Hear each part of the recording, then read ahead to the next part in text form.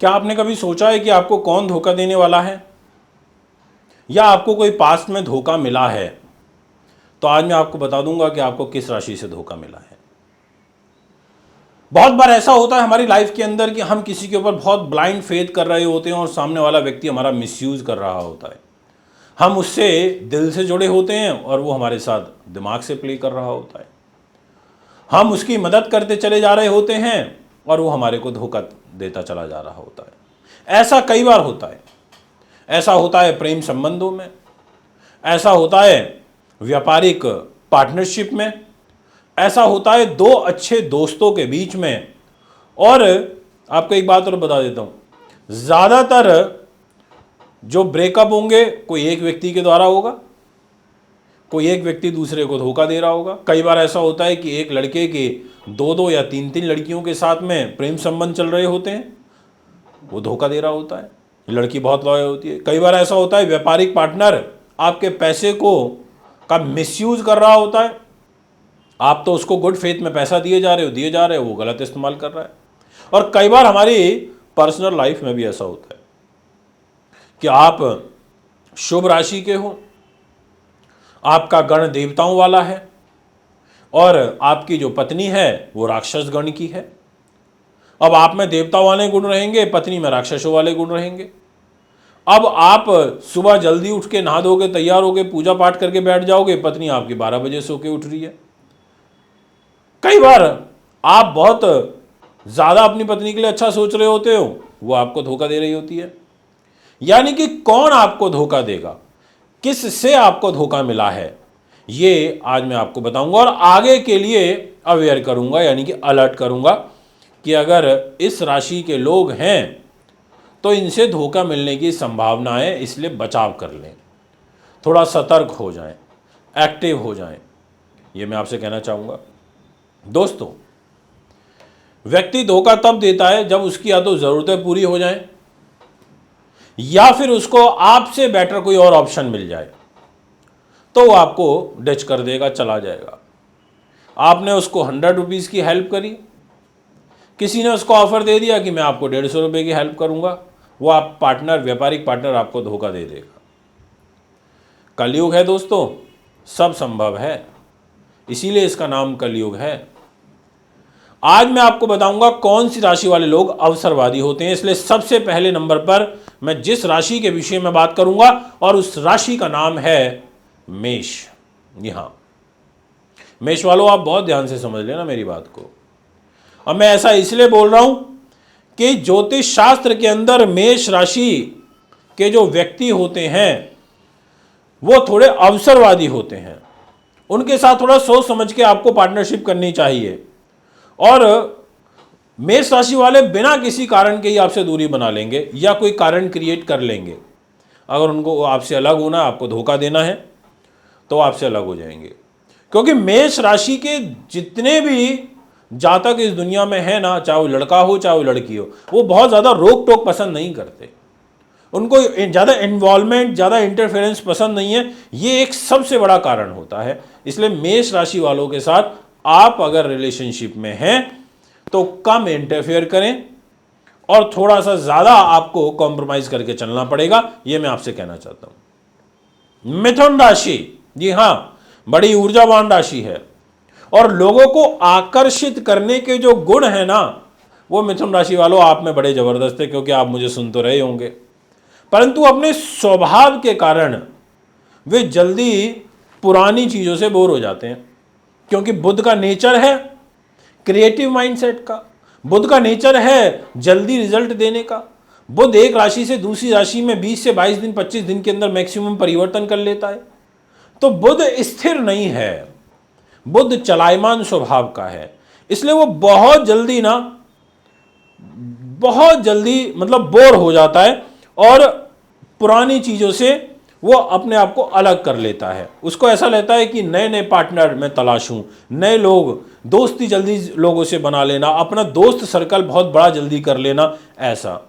और इनके रिलेशनशिप में भी ना कुछ नया नहीं मिलता, ये मैं आपसे कहना चाहता हूं। और इनको भूलने में भी ज़्यादा देर नहीं लगती, ये बहुत जल्दी अपने पार्टनर को भूल जाते हैं। अगर आज आपके साथ हैं फिर किसी और के साथ हैं, तो ऐसा नहीं है कि अगर आपकी लाइफ से कोई इंसान चला गया तो आप उसके कारण डिप्रेशन में चले गए, आप भावुक हो गए, यार ऐसा क्यों हुआ, क्यों चला गया, नहीं जाना चाहिए था। बहुत सारे ऐसे क्वेश्चंस, ऐसे बहुत सारी कुंडली हमारे सामने आती हैं। बट बुध के वाले जो होते हैं, मिथुन राशि वाले जो होते हैं, वो बड़े प्रैक्टिकल होते हैं, क्योंकि उनकी बुद्धि का कारक बुध होता है। उम्मीद कर रहा हूं कि वीडियो आपको अच्छी लग रही होगी। अब इसी क्रम श्रृंखला में मैं आपसे नेक्स्ट बात करूंगा सिंह राशि के बारे में। जी हां, सिंह राशि के जो जातक होते हैं स्वयं से बढ़कर किसी को कुछ समझते ही नहीं है। अब ऐसा इसलिए क्योंकि ग्रहों का राजा सूर्य ही तो है। अब राजा में तो ईगो भी होती है, और राजा तो अटेंशन चाहता है, वो तो अटेंशन सीकर होता है कि भाई मैं जहाँ जाऊँ लोग वहाँ मुझे देखें, अब मेरी वाह वाह वाह वाह हो। राजा के अंदर एक खूबी होती है, और आत्मविश्वास कूट कूट के भरा होता है। यदि उन्हें लगता है ना कि कोई उनको ज़्यादा महत्व नहीं दे रहा है, कोई उनकी ज़रूरतों को पूरा नहीं कर पा रहा है, वो आपको क्रॉस कर रहा है, कोई तीसरा व्यक्ति आपसे आगे निकलने की कोशिश कर रहा है, आप सिंह राशि के हैं, तो ऑटोमेटिकली आप सिंह राशि वाले उनसे दूरी बना लेंगे, क्योंकि वो नहीं चाहते कि अपने समकक्ष उनके साथ में कोई और खड़ा होकर के आगे चले। इसलिए वो बहुत प्रैक्टिकली होकर के सोचते हैं, और वो प्यार व्यार के चक्कर में भी जल्दी से पढ़ना पसंद नहीं करते, और पढ़ भी जाते हैं तो अपना मूव ऑन जल्दी ही कर जाते हैं। मतलब रिलेशनशिप को भी ये प्रैक्टिकली लेकर के चलने वाली एक विचारधारा बन जाती है। इसके बाद मैं आपसे बात करूंगा नेक्स्ट राशि के बारे में, और वो रहेगी वृश्चिक। वृश्चिक राशि के स्वामी मंगल होते हैं, और एक चीज बड़ी अच्छी होती है वृश्चिक में, क्योंकि मंगल इसका स्वामी होता है, तो साहसिक होते हैं, कमिटमेंट बेस्ड काम करने पसंद करते हैं, अपने कमिटमेंट पे खड़ा होते हैं, और पीछे जल्दी नहीं हटते। पर हाँ, एक ड्रॉबैक होता है, इसलिए मैंने बोला कि धोखा दे देते हैं, कि इनके मन का स्वामी शनि होता है।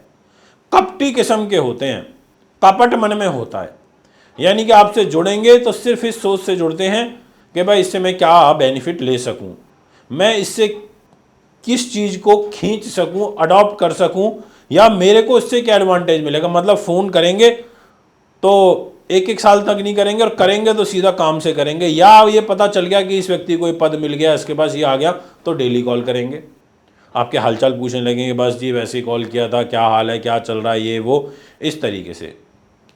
और धोखा देने में समय नहीं लगाते काम निकलने के बाद। इस दुनिया का दस्तूर है कि आपका काम निकलेगा, व्यक्ति यूज एंड थ्रो करेगा।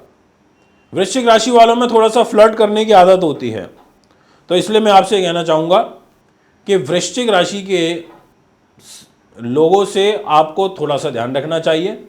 अब ये जितनी भी राशियों की मैंने अभी बात करी, मैं कुछ और की भी करूँगा, ये राशि के आधार पर मैंने फल आपको बताया, ये एक तरीके का मैं डिस्क्लेमर भी दे रहा हूँ। अब हो सकता है इनकी राशि के जो स्वामी हैं, जैसे मिथुन की बात करी, बुध बहुत अच्छा हो, तो फिर आपको कम धोखे मिलेंगे, चीज़ें फल बदल जाएगा। हो सकता है सूर्य आपका बहुत शुभ स्थिति में हो, अच्छी जगह बैठा हो, तो फिर वो आपके साथ रिश्ता निभाने की कोशिश करेगा। बट इन जनरल ऐसा स्वभाव देखने को मिलता है। धनु राशि वालों, अब मैं आपकी बात करने जा रहा हूं, आप भी ध्यान से सुन लो।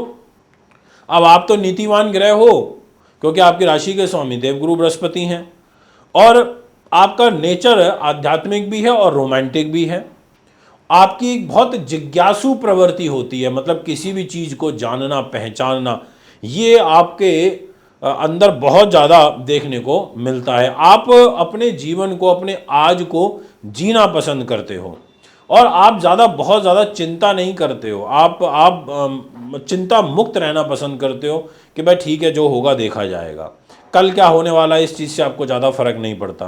तो ऐसे जो लोग होते हैं ना, जो व्यक्ति बहुत ज़्यादा वर्तमान में जिएगा ना, तो वो फिर ज़्यादा दिल की परवाह करना, दूसरे की फीलिंग्स के बारे में ज़्यादा सोचना, ऐसी चीज़ों से वो थोड़ा सा बचाव करता है। यानी कि उसको फ़र्क नहीं पड़ता, वो बेवजह ना आपको कॉल करेगा, ना आपसे ज़्यादा पूछेगा क्या हो रहा है। बहुत सारे लोग याद होती है, खाना खा लिया, उठ गए, क्या कर रहे हो, क्या नहीं कर रहे हो। यहाँ ये गुरु राशि यानी धनु राशि वालों को ज़्यादा इन चीज़ों से मतलब नहीं रहता। फ़ोन आ गया, बात कर ली, ठीक है, नहीं है तो कोई बात नहीं। मतलब और एक चीज़ और होती है, किसी भी रिश्ते से, क्योंकि इनकी एक क्यूरियोसिटी वाली सोच होती है, जानने की इच्छा, तो ये बहुत जल्दी किसी भी रिश्ते से ऊपर उठ जाते हैं। जैसे मान लीजिए आप बहुत ज्ञानी हैं, आपसे ज्ञान सीखा और बहुत अच्छा ज्ञान सीखा, चीज़ें अर्जित करी, आप फिर लगा कि भाई अब आपके पास कुछ नहीं है देने लायक, तो आपको छोड़ा, दूसरे के पास चले गए कि भाई अब उससे सीखते हैं, अब उससे अडॉप्ट करते हैं कि वो क्या दे सकता है। मतलब जिज्ञासा होने की वजह से आप स्थिरता नहीं, आप अवसरवादी हो जाते हैं, अपने अवसरों को तलाशते हैं और इसलिए आप भटक भी जाते हैं। इसके बाद जो नेक्स्ट राशि रहेगी इसी कैटेगरी में, धोखेबाज वाली में, वो है कुंभ।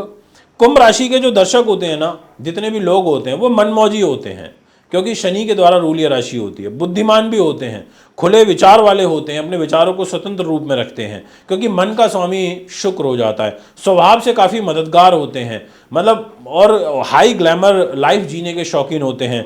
प्रेम प्रसंग मतलब संबंधों की बात करना ज़्यादा पसंद करते हैं, और जिससे प्यार करते हैं तो एक्सट्रीम लेवल पर करते हैं, मतलब सारी हदें पार कर देते हैं, मतलब उस व्यक्ति के लिए कुछ भी करने को रेडी हो जाते हैं। और अगर ये सोच लिया कि इस व्यक्ति के साथ हम नहीं बैठना उठना, तो इतने मन को भी स्ट्रांग कर लेते हैं कि फिर उनको धोखा देने में एक सेकंड नहीं लगता, पीछे मुड़ के नहीं देखते हैं, ये भी होता है। कुंभ राशि के जातक जो होते हैं बहुत ही सोच समझकर कोई भी निर्णय करते हैं, क्योंकि शनि है, न्यायमूर्ति है, कर्म फल दाता है, बहुत सोच समझ के निर्णय कराता है, ऐसा भी होता है। और